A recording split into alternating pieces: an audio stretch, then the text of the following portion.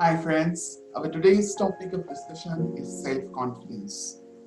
Here I would like to quote Bill Cosby, who once said, "In order to succeed, your desire for success should be greater than your fear of failure."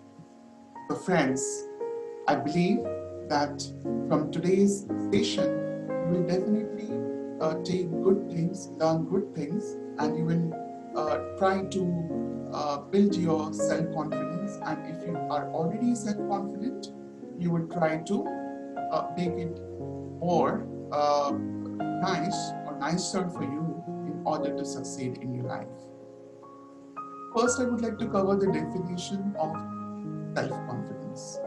Self-confidence is characterized by assertiveness, optimism, eagerness, affection, pride, independence, trust, the ability to handle criticism, emotional maturity, and the ability to accurately assess our capabilities.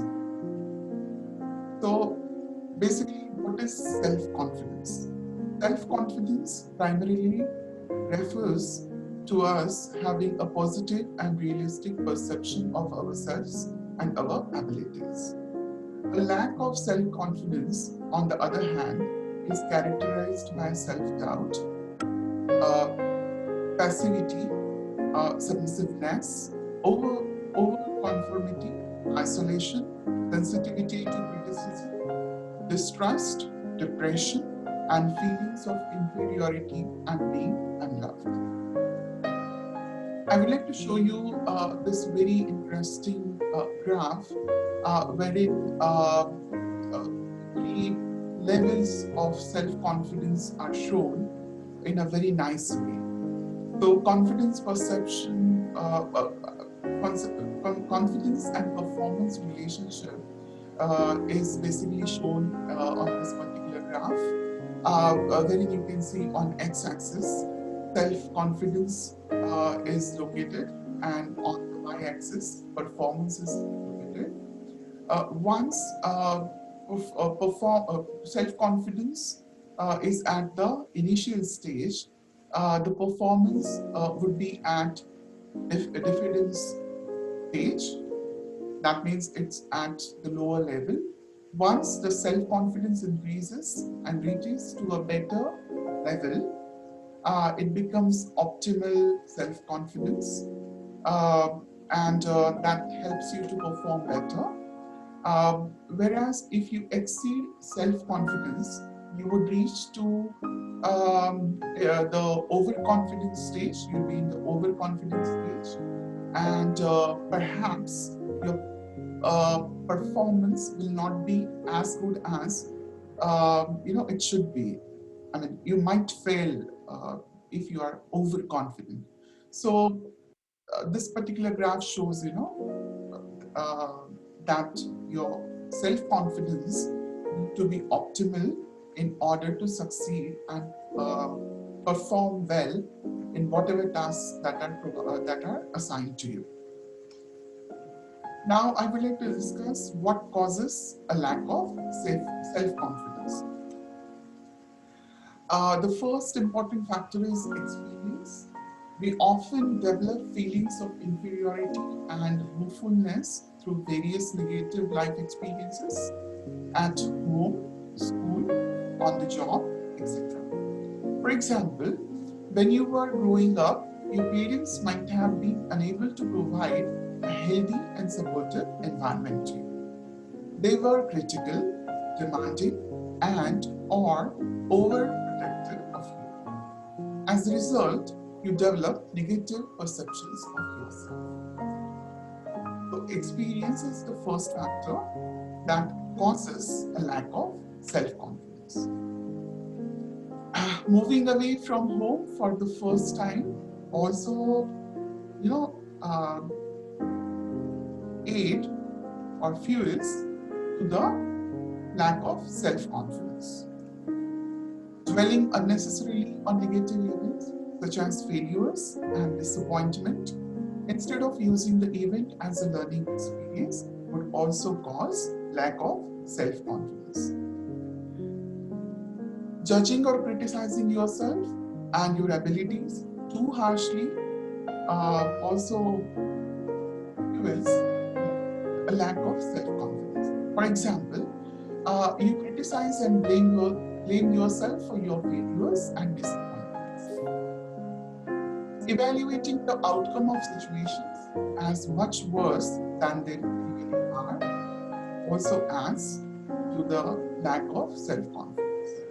Experiencing too much pressure from your parents and or peers to meet the demands and expectations that they set out for you deprives you of the opportunity to develop your own identity, independence, and autonomy.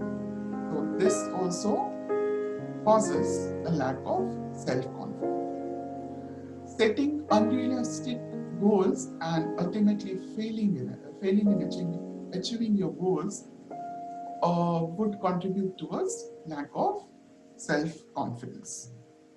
And last but not the least, fear of failure would contribute towards a lack of self-confidence. For example, if you get a F grade, that is, if you fail on an exam,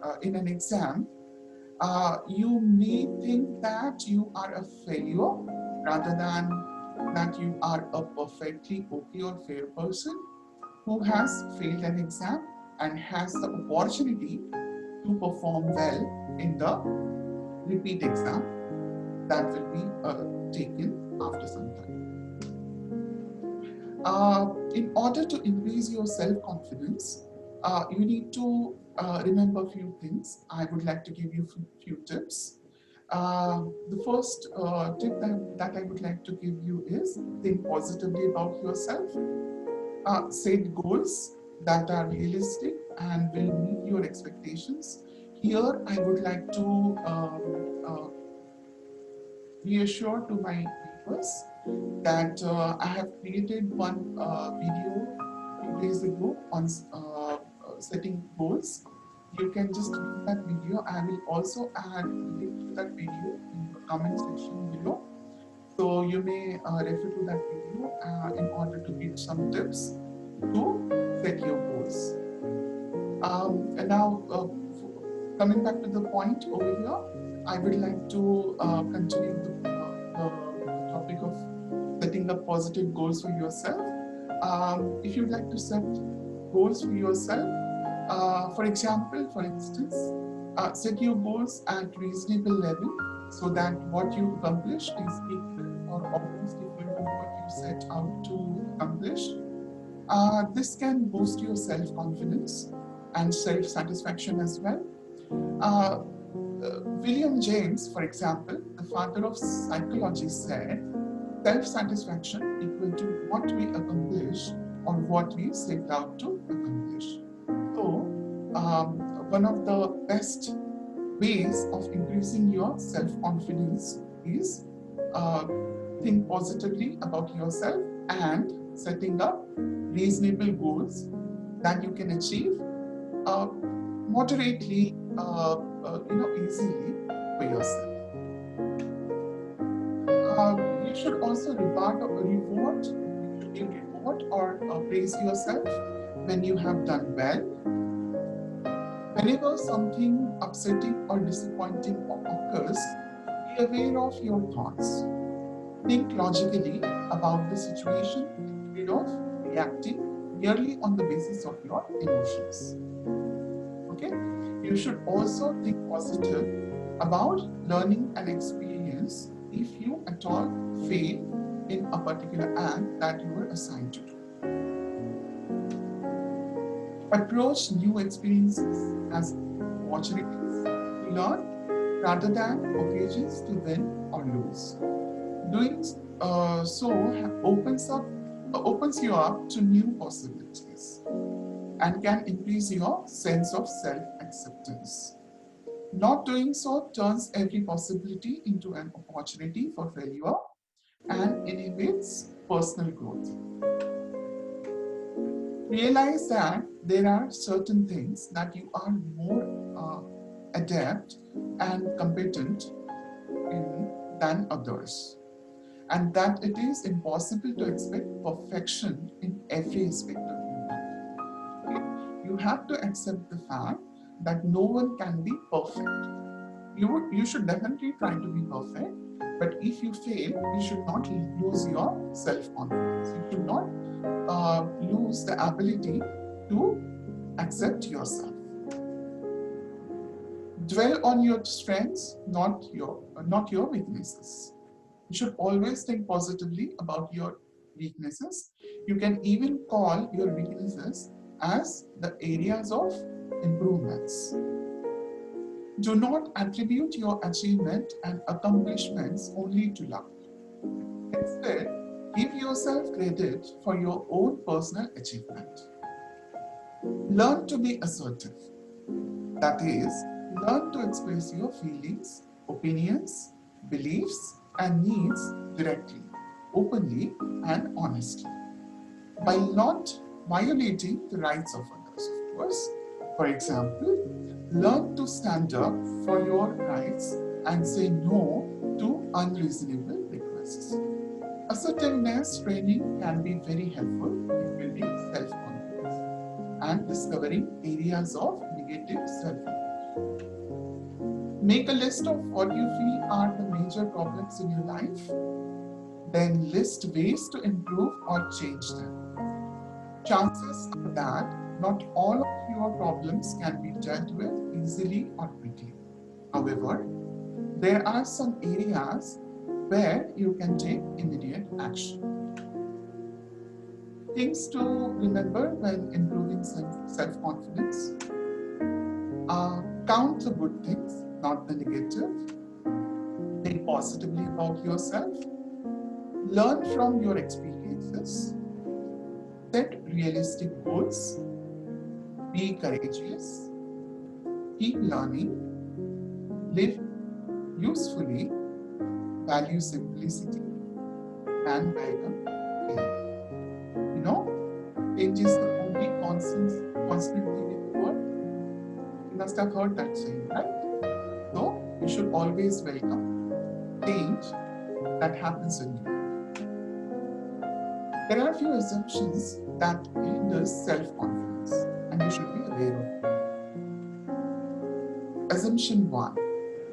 I must always have love or approval from every significant person in my life. This is the most significant assumption that hinders self-confidence. So friends, please do not try to have this kind of assumption in your life. Alternatively, you can have an assumption. For example, this is a perfectionist, unattainable goal. It is more realistic and desirable to develop personal standards and values that are not completely dependent on the approval of others. If you remember this particular thing in your mind, then you, even though you fail, then it will not hinder your self-confidence. There is another assumption: I must be thoroughly competent, adequate, and achieving in all important areas of my life. Alternatively, what you can think that this again is a perfectionist and unattainable goal, and it suggests that personal worth is determined by achievement, which is not true. Achievement can be satisfying, but does not make you more worthy. Instead, worth is an inherent quality, and all people possess it. There are a few more assumptions that I would like to mention here. Assumption number 3. My past remains all important and control my feelings and behaviors in the present. The alternative is, while it is the truth that your confidence was especially vulnerable to external influences during your childhood, as you grow older, you can gain awareness and perspective on what those influences have been. In doing so, you can choose which influences you will continue to allow to have an effect on your life. You don't have to be helpless in the face of past events. So whatever happened in your past, Of course, you should learn from them, but you should not let those bad things happen in the past hinder your self-confidence.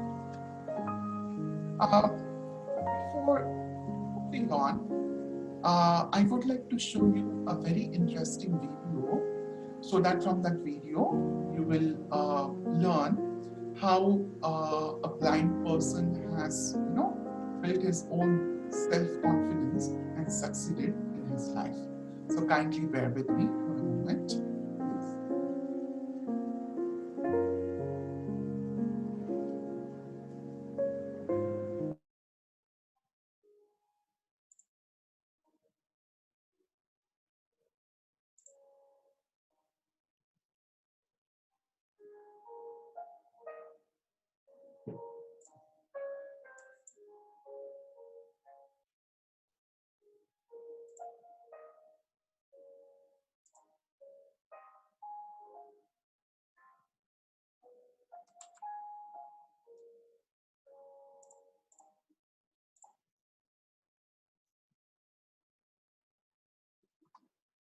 Kindly bear with me, please.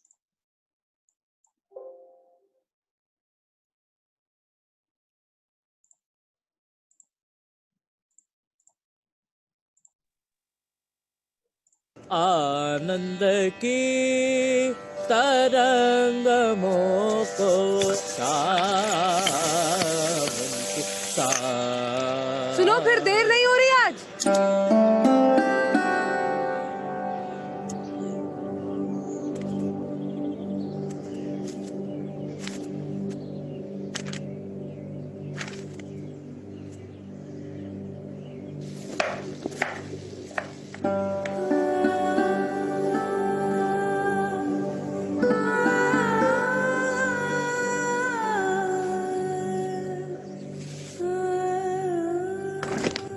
नाश्ते में क्या खाओगे?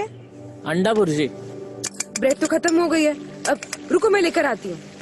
रुको, आज मैं लाता हूँ।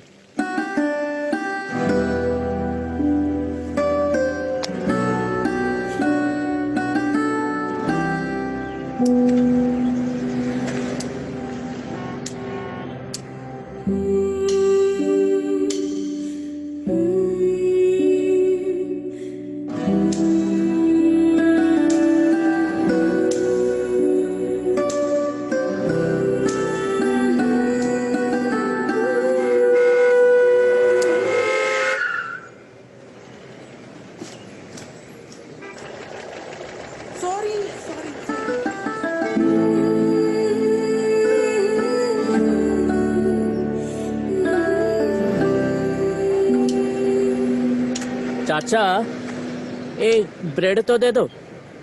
आज बिटिया नहीं आई साथ में? आज मैं अकेला ही आ गया।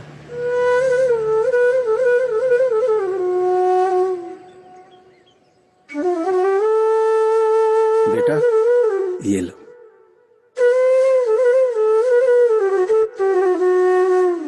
बात एक रोड क्रॉस करके ब्रेड लाने की नहीं है, बात है आत्मविश्वास जगाने की।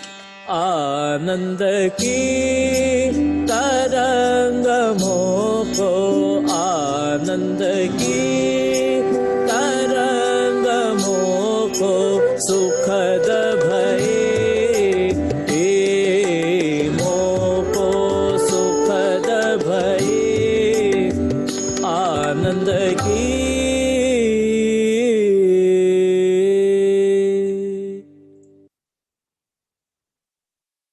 So how's the video? I hope you have liked the video. From the video, what you can learn? I hope you have learned that if a visually impaired person can also work on his self-confidence and be self-confident, then normal people like you and me will definitely be able to have mastery on self-confidence and succeed in our lives. So now I would like to move on to the next section of this session, which is on what are the three types of self-confidence. You should be aware of these three types. The first one is optimal self-confidence. Like say, for example, having competence, that means possess the knowledge, strategies, skills, and abilities necessary for success, and preparation, sufficiently prepared, sufficiently be prepared so you can successfully perform those skills and strategies in a particular competitive situation. So in order to gain an optimal self-confidence, a person needs to be competent and well prepared. There is next type of self-confidence, which is inflated confidence. People who believe they are better than they really are and have an inflated opinion of themselves and their skills would possess inflated confidence. They overestimate their abilities while underestimating their opponent's skills. Often they are competent but don't prepare adequately. So if you relate yourself with these three qualities, you can call yourself, or you can realize that you are an inflated, confident person, and that means you need to work on your self-confidence and improve it in order to succeed in your life. The third type of self-confidence is false confidence. People who have false confidence, they act confident on the outside, but inside fear, failure, and are really diffident. They pretend to be arrogant. They like the difficulty. They have difficulty admitting errors, and they are filled with excuses. They're difficult to train because they won't accept responsibility for mistakes, and they normally prepare hard but lack the competence to be successful. So, friends, I once again request you, if you relate yourself to any of these qualities, please don't worry. You can learn to build your confidence and you will be able to succeed for sure. So the explanation that I have just given on these three types of self-confidence is just because I want you to be aware of these three types and relate to these types and work on your self-confidence. Now, I would like to give you some tips on developing and maintaining competitive confidence. So in order to do this, you need to appraise situations as challenging rather than threats. You need to develop readiness, performance, and recovery plans to deal with problems. You need to emphasize you need to emphasize problem-focused coping strategies to reduce threat. You need to use emotion-focused coping techniques to feel less threatened. And you need to focus on more controllable process and performance goals. So these are the few tips that I would like to give you. Here again, I would like to show you a video. I hope you like this video as well, related to self-confidence.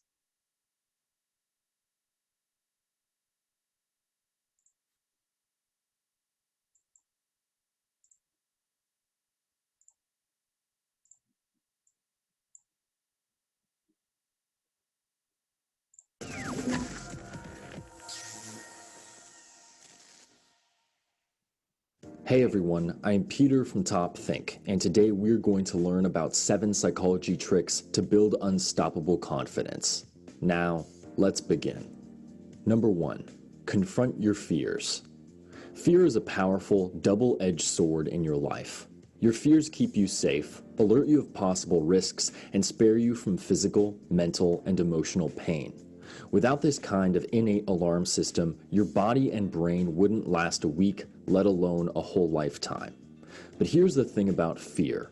Like an actual alarm system in any house or car, fear's only goal is to protect you, so it doesn't notice when it's keeping out something good. If you're hoping to develop more confidence or assertiveness, chances are you're letting your fears control what you do, who you are, and who you're going to become. Because just about every situation has something to be scared of, but somehow you're able to navigate incredibly dangerous situations with ease. Think about these two scenarios: crossing the street and speaking in public. In the first, you easily could get injured or killed if you're hit by a car, but the majority of people would face a busy street before they'd ever deliver a speech in front of a huge crowd. Why is that? Well, control is certainly part of it, but most of that crippling fear and anxiety actually stems from a simple lack of practice. You probably learned how to cross the street when you were a little kid and have crossed hundreds more ever since. This significantly more dangerous situation isn't scary to you because you know it. You've practiced it. You know exactly how to avoid getting hurt. But if you've only spoken in public 1 or 2 times, you're probably just as scared as you were when you first learned how to cross the street. Because, at the end of the day, your most influential and compelling fear is of what you don't know. When you don't understand something, little risks like stuttering or messing up during your speech seem so terrifying that you never even try. So, if you're hoping to build confidence, reprogram your own psyche by confronting your fears. You should start small, but push yourself to get out of the comfort zone. Try getting familiar with things you don't understand, and 9 times out of 10, they won't scare you anymore. Number 2, own your strengths. In the early 2000s, a game-changing psychological study showed that negatives beat out positives time and time again. A teacher might be happy to have a room full of interested students, but the one bored student will always bother them more. A restaurant might have a single bad review out of hundreds of good ones, but customers would still avoid the place because of that one negative comment. Our brains are naturally programmed to hone in on negativity. Just look at our memories, which take nearly 4 times longer to store good things than bad things. We search for the flaws in other people and prefer to criticize instead of compliment, because we're instinctively drawn to negativity, and we don't treat ourselves any differently. You may have heard the phrase, "You are your own worst enemy," because people are far more likely to obsess on their own flaws instead of focusing on their strengths. While it's easier to dwell on all the things you don't do well, your self-confidence relies on your ability to pay attention to your talents, achievements, and advantages. By simply committing a little extra time each day to remind yourself of your strengths, you can boost your self-esteem and begin developing that confidence you've been looking for. Number 3, set attainable